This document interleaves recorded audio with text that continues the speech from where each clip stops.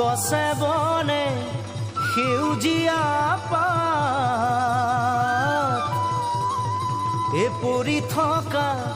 নিজা নদীৰ ঘাট পুৱাতে উঠিলৈ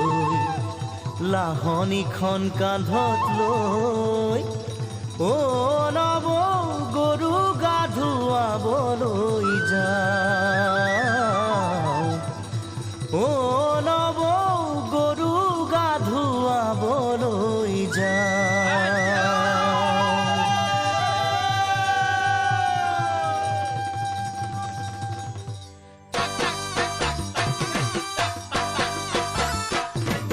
দীঘলতিৰ পাত মাখিয়তিৰ চাট হাতৰ খৰি কাঠ লাও বেঙেনালৈ গৰু গা ধুৱাবলৈ যাওঁ